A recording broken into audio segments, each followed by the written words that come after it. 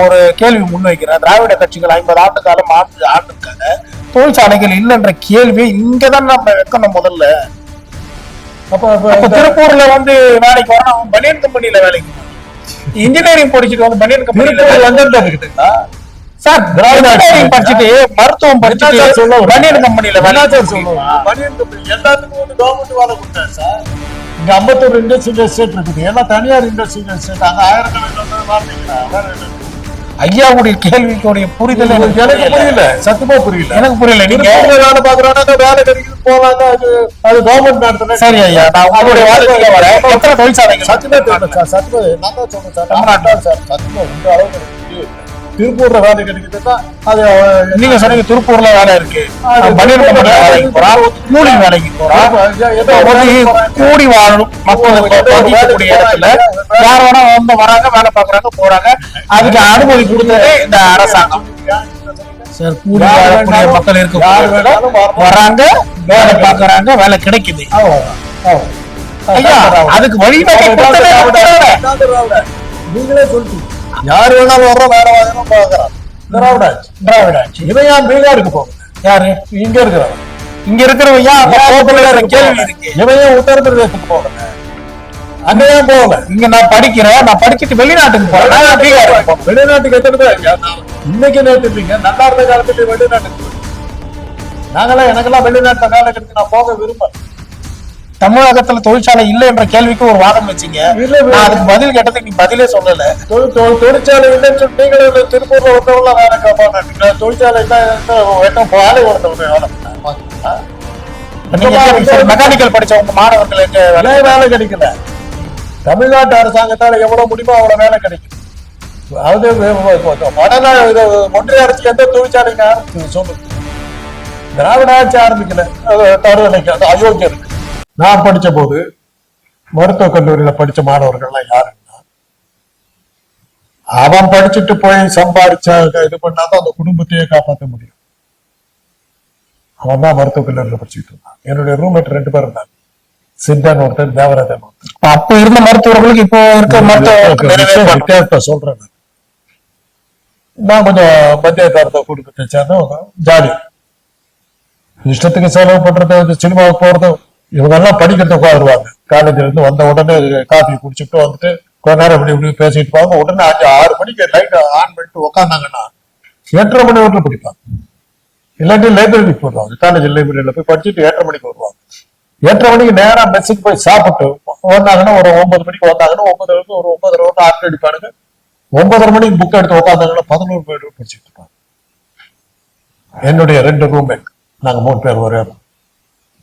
காந்தராஜ் என்ன பண்ணுவோம்னா, 5 காலேஜ்ல இருந்து வந்த உடனே ஏதோ ஒரு கேம் ஆடுவான், ட்ரெஸ்அப் பண்ணுவான், மின்ட் பஸ் ஸ்டாண்டுக்கு போவான், பஸ் ஏறுவான், மவுண்ட் ரோட்ல நடக்கிற எந்த படம் எந்த தியேட்டரு எல்லாம் பார்த்துட்டு சாப்பிட்டு 10:30 மணிக்கு ஆனந்தமா வருவாரு, இழுத்து போட்டு தூங்கிடுவாரு.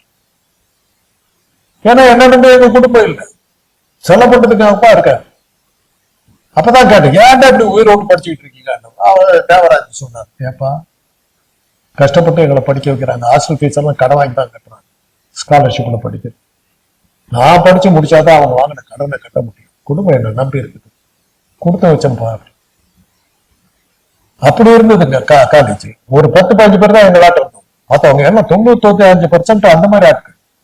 இன்னைக்கு என்னுடைய பேரன் படிக்கிறான், போஸ்ட் கிராஜுவேட் படிக்கிறான். அண்டர் கிராஜுவேட் படிக்கிறதுக்கு 1 கோடி ரூபாய் செலவு, போஸ்ட் கிராஜுவேட்டுக்கு 1 கோடி ரூபாய், 2 கோடி ரூபாய். நான் கிட்ட சொன்னேன், என் அண்ணன் பேரன் தான், இந்த 2 கோடியை நீ வட்டி கொடுத்துருந்தா மாசம் 4 லட்சம் ரூபாய் வட்டி வந்துருக்க மாட்டேன். அதுக்கு மேலே அவன் சம்பாதிச்சிட்டு போறான். இன்னைக்கு வந்து மருத்துவக் கல்லூரிகள் வந்து உங்களுக்கு என் பையன் வந்து +2 வந்து ஃபெயில் ஆயிட்டான். என் மனைவி வந்து கண்ணாபின்னு சொந்தப்பட்டாங்க, படிக்க நாசமா அது இது அம்மாவுக்கு விடுத்தானுக்கும் அப்படிலாம் காட்டிட்டு இருந்தாங்க. நான் ஒண்ணுமே சொல்லலை. அவனுக்கு ஒரு மாதிரி இதா இருந்தேன், என்ன பண்ணி ஒண்ணுமே சொல்ல மாட்டேங்க. இதை விட நல்ல செய்தி எனக்கு ஒண்ணுமே இல்லைடா. என்னப்பா ஃபெயில் ஆயிட்டு வந்து நீ பாட்டுக்கு பாஸ் பண்ணி நல்ல மார்க்கோட வாங்கிட்டு வந்துருந்து என்ஜினியரிங் காலேஜ்ல சேர்த்து மெடிக்கல் காலேஜ்ல சேர்த்துன்னா நான் எங்கடா போறது காசுக்கு? அதுதாங்க நிலைமை இன்னைக்கு, அதுதான் நிலைமை. இன்னைக்கு மருத்துவக் கல்லூரி பொறியியல் கல்லூரியில இன்னைக்கு கேட்டா என்னுடைய மாணவர்களுக்கு சம்பளம் கேட்டாக்கா உடம்பெல்லாம் ஆடு. இவ்வளவு கட்டியாடா படிக்கிறீங்க. அவங்க அப்பா அம்மா எப்படி வர்றாங்க தெரியுமா? வேஷ்டி கட்டிக்கிட்டு வர்றாங்க, சட்டை போட்டு வர்றாங்க, ஒரு துணி பைய தூக்கிட்டு வர்றாங்க, எங்கேயோ எதையோ பார்த்து கஷ்டப்பட்டு அந்த பணத்தை வந்து கட்டுறாங்க. இந்த பசங்களுக்கு சொல்றேன், அவ்வளவு கஷ்டப்பட்டு படிக்காது. இவ்வளவு படிச்சு முடிச்சதுக்கு அப்புறம் இங்க வந்து தொழிற்சாலையில் இன்ஜினியரிங் கல்லூரி இன்ஜினியரிங் படிச்சவங்களுக்கு வேலை, மெக்கானிக்கல் டிபார்ட்மெண்ட்ல ரொம்ப வழியுங்க இன்னைக்கு இல்ல. ஏன்னா அந்த மெக்கானிக்கல் தொழிற்சாலைகள் இல்லை, அவங்க தேவையில்லை. சிவில் டிபார்ட்மெண்ட், ரியல் எஸ்டேட் விழுந்து போச்சு. ஒரு மாணவர் சேர்ந்து சிவில் டிபார்ட்மெண்ட் தான், 2 தான். சிவில் மெக்கானிக்கல் தான் எங்களுக்கு வருமானம் வர்ற துறைகள். இன்னைக்கு அது இல்லை. 50 ஆண்டுகளாக மாறி மாறி திராவிட கட்சிகள் தான் ஆண்டிருக்கு. அப்படின்னும் போது நமக்கு பெரிய விமர்சனம் போகுது. வேலை இல்லை, திண்டாட்டங்கள் அதிகமாக இருக்கும்போது தமிழ்நாட்டை பொறுத்த அளவுலயே நம்ம திராவிட கட்சிகள் மீது பெரிய விமர்சனங்கள் உங்களுக்குள்ளே இருக்கா சார்? அந்த மருத்துவ இப்போ மாணவர் திராவிட கட்சிகள் சொல்லிட்டீங்க. இப்போ திருப்பூர்ல இருக்கவே இங்க வந்து வேலைக்கு வச்சாங்க. எங்க இருந்து? அங்க சனாதன ஆட்சி தான் நடந்தது திருப்பூர்லயா? என்ன சொல்றீங்க? திருப்பூர் ஆடைகள் இதுல எல்லாம் பூரா அவங்க வந்து மோடி வந்து ஹிந்தியில பேசினாருங்க. அவ்வளவு வடநாட்டு தொழிலாளிகள் ஹோட்டலுக்கு போங்க, ஒரு சர்வர் பாக்கி இல்லாம வடநாட்டுக்காரன் ஹிந்திக்காரன் வேலை கிடைக்கும். யாரு விட்டது? இங்கதாங்க வேலை கிடைக்குது. திராவிட ஆட்சின்னு சொன்னீங்களா, அங்கதான் வேலை கிடைக்குது. சனாதன ஆட்சியாளர்கள் அங்கிருந்து ஆட்களை தமிழ்நாட்டுல வேலை கிடைக்குது. வேலை கிடைக்க விட்டது யாருன்னு கேள்வி சொல்லுங்க. வடநாட்டுக்காரன் ஏன் இங்க வந்து அடிச்சு பிடிச்சிட்டு வந்து நிக்கிறான்? 50 ஆண்டுகளாக என்கிட்ட ஒரு கேள்வி இருந்தது. 50 ஆண்டு காலமாக திராவிட கட்சிகள் மாறி மாறி ஆட்சியாளர்கள் ஆட்சி செய்திருக்காங்க. இப்போ தொழில்துறையில் போது உங்களுக்கு ஒரு பெரிய விமர்சனம் இருக்கு. தொழிற்சாலைகள் இல்ல, நிறைய மாணவர்களுக்கு வேலை இல்லை. படிச்சுட்டு இப்போ நீங்க சொன்னீங்க, நீங்களே ஒரு பேராசிரியர். இப்போ மாணவர்கள் மெக்கானிக்கல் முடிச்சுட்டு வெளியே வராங்க, வேலை இல்லை. டாக்டர் முடிச்சுட்டு வெளியே வராங்க, வேலை இல்லை. இன்ஜினியர் முடிச்சுட்டு வெளியே வர வேலை இல்லை. பெரிய திண்டாட்டங்கள் இருக்கக்கூடிய இடத்துல 50 ஆண்டு காலம் இவர்கள் ஆண்டு இருக்காங்களே, ஆண்டு என்ன செய்திருக்காங்க? என்ன பெரிய அளவுல செஞ்சதுனால இந்த மாநிலத்துக்கு இவ்வளவு பேர் வர்றாங்க. இவ்வளவு இருந்தும் கூட இங்க வந்து வேலை கிடைக்குது. ஏன் வர்றான்? தொழிற்சாலைகள் இல்லைன்ற வரக்கூடிய வட மாநிலத்துல அவர்கள் யாருமே வந்து இந்த இடத்துல பெரிய அளவுல இன்ஜினியரிங் படிச்சுட்டு வரல. அவங்களுக்கு எந்த வேலை கிடைக்குதோ அந்த வேலையை செய்யறாங்க. மருத்துவக் கல்லூரியில வாங்க எல்லாம் ஒண்ணுமே இல்லைன்னு சொல்லிதான் நீட் தேர்வு கொடுத்து வடநாட்டு மாணவர்கள் எல்லாம் இங்க வந்து சேர்த்துறாங்க. இங்க படிச்சு நான் நீட் தேர்வு நான் பாஸ் பண்ணிட்டேன்னா எனக்கு இங்க சீட்டு கிடைக்காது. உங்களுக்கு தெரியாதுன்னு நினைக்கிறேன். ஏன்னா நீங்க ஒரு கருப்பு கண்ணாடி போட்டு பாத்துக்கிட்டு இருக்கிற ஆள். அதனால உங்களுக்கு எக்ஸ்பிளைன் பண்ண வேண்டிய அவசியம் இருக்கு. கருப்பு கண்ணாடி எல்லாம் இல்ல, நீட் தேர்வுக்கு எதிரானவர்கள் தான். நீட் தேர்வு அதெல்லாம் சொல்லாதீங்க. நீங்க அந்த மாதிரி ஆடு இல்ல, நிச்சயமாக எதிரானவர்கள் அந்த மாதிரி ஆடு. நீட் தேர்வு என்பது இருக்கவே கூடாது, ஆதரவு கிடையாது, கிடையாது. பொதுவான விமர்சனங்கள் ஐயா சொல்லும் போது தொழிற்சாலைகள் இல்லைன்னு சொல்றீங்க, பெரிய அளவுல வேலை இல்லைன்னு சொல்றீங்க. நீங்க சொன்ன காணொலியை பார்க்கலாம், இல்லைன்னு சொல்றீங்க. சொல்லிட்டு இப்ப என்ன சொல்றீங்க? நான் ஒரு கேள்வி முன்வைக்கிறேன். திராவிட கட்சிகள் 50 ஆண்டு காலம் ஆண்டுக்காக தொழிற்சாலைகள் இல்லைன்ற கேள்வி இங்கதான் நம்ம வைக்கணும் முதல்ல. அப்ப திருப்பூர்ல வந்து வேலைக்கு வரான், அவன் பனியன் கம்பெனில வேலைக்கு வரான். இன்ஜினியரிங் படிச்சுட்டு வந்து பனியன் கம்பெனில வந்துருக்குதுங்களா சார்? இன்ஜினியரிங் படிச்சுட்டு மருத்துவம் படிச்சுட்டு பனியன் கம்பெனில பனியன் கம்பெனி எல்லாத்துக்கும் வந்து கவர்மெண்ட் வேலை கொடுக்காது சார். இங்க 54 இண்டஸ்ட்ரியல் எஸ்டேட் இருக்குது. ஏன்னா தனியார் இண்டஸ்ட்ரியல் எஸ்டேட் அங்க ஆயிரக்கணக்கான வேலை நிற்கிறான். வேலை இருக்கான். ஐயாவுடைய கேள்விக்குடைய புரிதல் எனக்கு புரியல, சத்தியமா புரியல. எனக்கு புரியல. நீங்க வேலை பாக்குறாங்க, வேலை கிடைக்குதுன்னு போவாங்க. அது கவர்மெண்ட் நடத்துறேன். சரி ஐயா, நான் உங்களுடைய எத்தனை தொழிற்சாலைகள்? சத்தியமா தெரியல சார். சத்தியமா நான் தான் சொல்றேன் சார், தமிழ்நாட்டில் சார். சத்தியமா உங்க அளவுக்கு எனக்கு புத்தியே இல்லை. திருப்பூர்ல வேலை கிடைக்குதுன்னா அது நீங்க சொன்னீங்க. திருப்பூர்ல வேலை இருக்கு, கூலி வேலைக்கு போறான். கூடி வாழும் மக்களுக்கு இடத்துல யார் வேணா வந்து வராங்க, வேலை பாக்குறாங்க, போறாங்க. அதுக்கு அனுமதி கொடுத்தது இந்த அரசாங்கம் சார். கூலி வாழக்கூடிய மக்கள் இருக்க வராங்க, வேலை பாக்குறாங்க, வேலை கிடைக்குது. அதுக்கு வழி நீங்களே சொல்லிட்டீங்க. யாரு வேணாலும் வர்ற வேலை வாங்கணும் பாக்குறான். திராவிட ஆட்சி. இவன் ஏன் பீகாருக்கு போகல? யாரு இங்க இருக்கிறவன்? இங்க இருக்கிறவன் கேள்வி இருக்கு. இவன் ஏன் உத்தரப்பிரதேசத்துக்கு போகல? அங்க ஏன் போகல? இங்க நான் படிக்கிறேன், நான் படிச்சுட்டு வெளிநாட்டுக்கு போறேன். வெளிநாட்டுக்கு எத்தனை பேர் இன்னைக்கு நேற்று இல்லைங்க, நல்லா இருந்த காலத்துல வெளிநாட்டுக்கு போயிட்டோம். நாங்கெல்லாம் எனக்கெல்லாம் வெளிநாட்டுல வேலை கிடைச்சு நான் போக விரும்பல.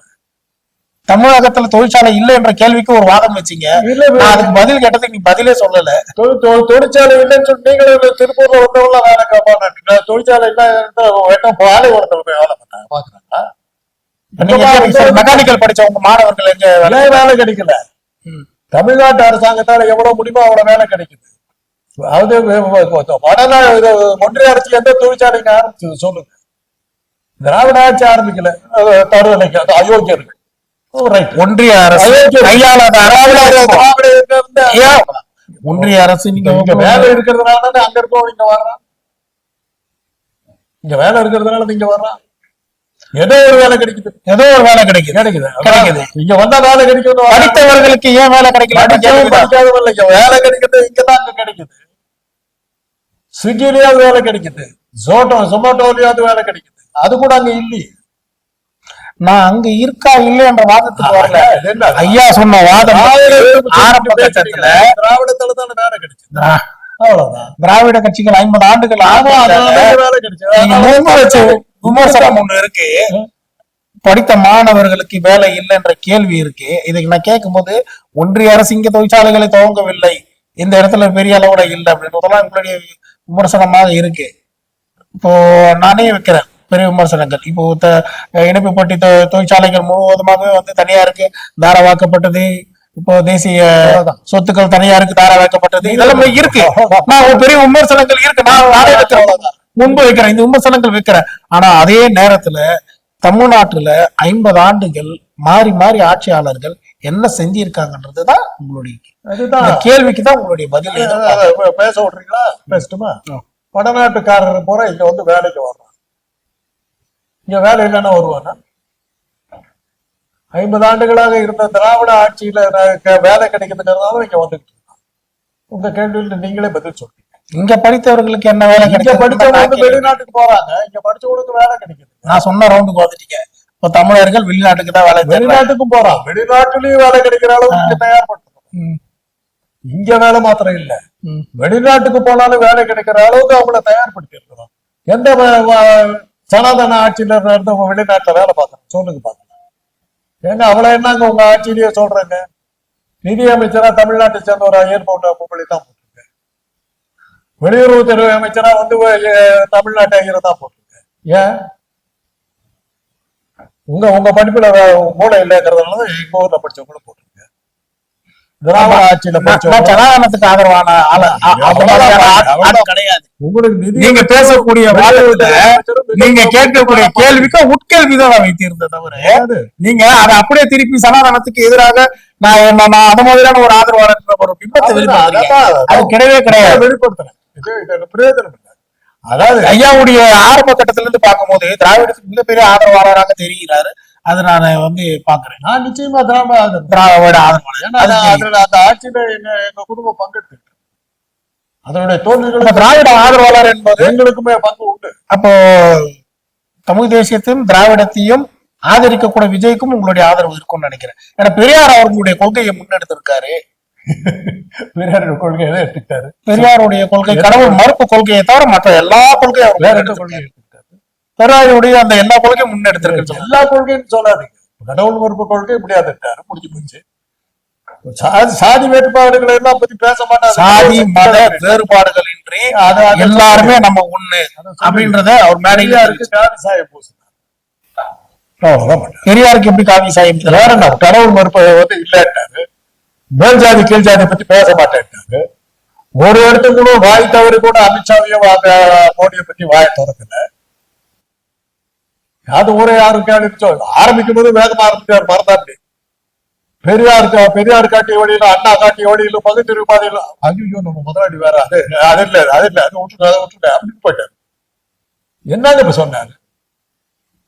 ஒரே வரியில சொன்னாங்க. தமிழக வெற்றி கழகம் என்ற கட்சியை ஆரம்பித்தவுடன் சாதி மத வேறுபாடின்றி எல்லாமும் சமத்துவ பாதையில பயணிக்க வேண்டும் என்பதுதான் விஜய் அவர்களுடைய முதல் அறிக்கையாகவே இருந்தது. நீங்க பார்த்திருப்பீங்கன்னு நினைக்கிறேன்.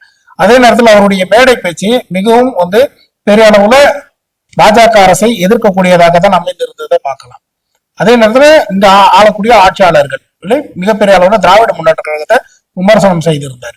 குடும்ப கட்சின்ற அளவுக்கு அவர் வந்து விமர்சனங்களை முன்வைத்திருந்தார். சரி, இப்ப நீங்க திராவிடத்தோடைய ஆதரவாளன்னு சொல்லும் போது திராவிடத்தையும் முன்னெடுக்கிறார் அல்லவா விஜய்? வேற என்ன பண்ண முடியும்? 1949 வந்து திராவிட முன்னேற்ற கழகம் ஆரம்பிச்சது, 75 வருஷம் ஆச்சு. இன்னைக்கு வரலாம் அரசியல் செய்யறவங்க திமுக தான் வந்து பேசிக்கிட்டு இருக்காங்க. அவங்க எல்லாம் எங்க போனாங்க? எங்க போனாங்க? விஜயால எந்த மாற்றமும் வந்துடாது. தெரியாது.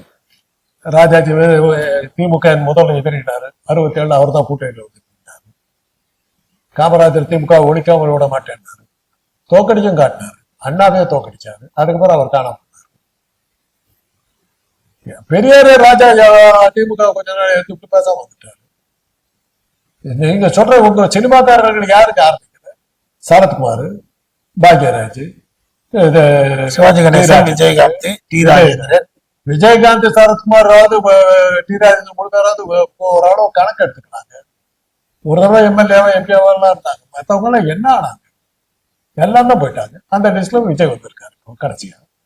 அதே மாதிரி தான் பாட்டு மக்கள் நல கூட்டணி விஜயகாந்த் வச்ச போது நீங்க கொடுக்காத விளம்பரம் அதுல சேராத ஆட்கள். திருமாவளவன் போயிட்டாரு, கம்யூனிஸ்டுகள் போயாச்சு, வைகோ போயாச்சு, எல்லாம் சேர்ந்தாச்சு. அழிந்தது திராவிட இயக்கம்னு போட்டீங்க, ஒரு சீட்டு கூட ஜெயிக்கல. அவ்வளவுதான். 2026 எங்களுடைய இலக்குன்னு சொல்லியிருக்காரு விஜய். 26 2026 வரும், 3026 இலக்கு வரும். 26ங்கிறது நம்பர் எப்ப வேணாலும் காத்துக்கிட்டே இருக்கு. கருவாடு திங்க காத்திருந்து கடல் வத்தி மீனெல்லாம் சேர்த்து கருவாடு தின்ன காத்திருந்து குடல் வத்தி சேர்த்தாதான் கொக்கு. கடல்ல இருக்கிற மீன் கடல்ல எல்லாம் வத்தி போச்சுன்னா அதுல இருக்கிற மீனெல்லாம் கருவாடு ஆயிடும்.